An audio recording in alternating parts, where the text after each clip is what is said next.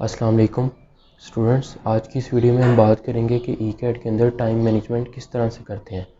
इस वीडियो में मैं आपको टाइम मैनेजमेंट का ऐसा फार्मूला बताऊंगा जिससे आप गिवन टाइम के अंदर अपनी कैपेबिलिटी से ज़्यादा एमसीक्यूज़ करने के काबिल हो जाएंगे। तो वीडियो को एंड तक देखते रहिएगा। बिना टाइम वेस्ट किए वीडियो को स्टार्ट करते हैं। मेरा आपको सबसे पहले बात करते हैं कि आपने सबसे पहले अटैम्प्ट कौन सा पोर्शन करना है। मेरा आपको ज़ाती मशवरा ये है कि आप सबसे पहले वो पोर्शन अटैम्प्ट करें जो आपको सबसे अच्छा आता है, ठीक है, और इसी तरह डिसेंडिंग ऑर्डर में नीचे जाएं।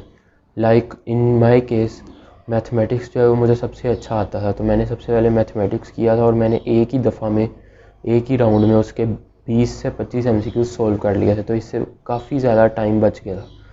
इसी तरह अगर आपको फ़िज़िक्स, केमिस्ट्री, इंग्लिश कोई भी सब्जेक्ट जो आपको अच्छा लगता है या आपको उसकी तैयारी अच्छी है, तो मेरा ये मशवरा है कि आप उसको सबसे पहले करें। उससे फ़ायदा ये होगा कि आप मैक्सिमम एमसीक्यूज़ कम टाइम के अंदर सोल्व कर पाएंगे और आपका टाइम जो है वो कम ज़ाया होगा और आप बच जाने वाले एमसीक्यूज़ के लिए ज़्यादा टाइम बचा सकेंगे। एमसीक्यू सोल्व भी आपने एक फार्मूले के तहत करने हैं। जब आप एक पोर्शन को स्टार्ट करेंगे तो आपने उस पोर्शन के सारे एमसीक्यू सोल्व नहीं करने। आपने सबसे पहले सिर्फ वो एमसीक्यू सोल्व करने हैं जो आपको 100% कन्फर्म है कि मुझे आते हैं, ठीक है।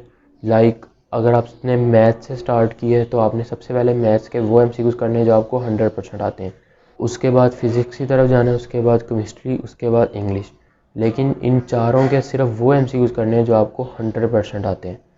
100 में से आपने मैक्सिमम कोशिश करनी है 40 से 45 एमसीक्यूज़ अटैम्प्ट करने की पहले राउंड में। अगर आप ये कर लेते हैं तो ये बहुत बड़ी बात है। दूसरी दफ़ा जब आपने वापस आना है तो आपने वो एमसीक्यूज़ अटैम्प्ट करने हैं जिसमें आपको 50-50 चांस है, और अगर आपको तुक्का भी लगाना पड़ता है तो आप तुक्का लगा दें, क्योंकि 50-50 चांस वाले में तुक्का लगा कर फ़ायदा ही होता है। फिर आपने कोशिश करनी है कि इस राउंड में भी आपने 15 से 20 एमसीक्यूज़ अटैम्प्ट कर ही लेने हैं। तो अब इन टोटल आपने 60 एमसीक्यूज़ अटैम्प्ट कर लिए हैं, 55 से 60 एमसीक्यूज़, जो कि मोर देन इनफ है अगर आपके 100% करेक्ट हैं तो। लेकिन फिर भी अगर आपके पास टाइम बचे तो आपने एक दफ़ा दोबारा वापस आना है और जो एमसीक्यूज़ बिल्कुल अनअटैम्प्ट रह गए उन पे आपने गौर व फिक्र करना है। अगर उन पे आपको कुछ भी समझ लगती है, 50-50 चांस बनता है या 30-70 बनता है, तो आपने तुक्का लगा देना है। लेकिन तुक्का आपने उस क्वेश्चन पे नहीं लगाना जिस पे आपको बिल्कुल पता ही नहीं है, मतलब चारों में से आपको पता ही नहीं है कि कौन सा ऑप्शन करेक्ट है, तो उस पे आपने तुक्का नहीं लगाना। बिल्कुल ब्लाइंड गैस जिसको कहते हैं वो नहीं लगाना, उससे आपको नुकसान होगा। बाकी अगर किसी एमसीक्यूज़ में आपको 50-50 चांस है तो उस पर भी लगा सकते हैं, 75-25 पे भी लग सकता है। लेकिन जिसमें आपको बिल्कुल पता नहीं है उस पर तुक्का ना लगाएं, ये मेरी पर्सनल रिकमेंडेशन है, ठीक है। एट दी एंड जब आप पेपर दे के निकलने लगेंगे तो आपके तकरीबन मिनिमम 55 प्लस और मैक्सिमम 70 एमसीक्यूज़ आपके ठीक होंगे, जिनमें से आपके कम से कम भी 80 से 85% एमसीक्यूज़ जो हैं वो करेक्ट हैं।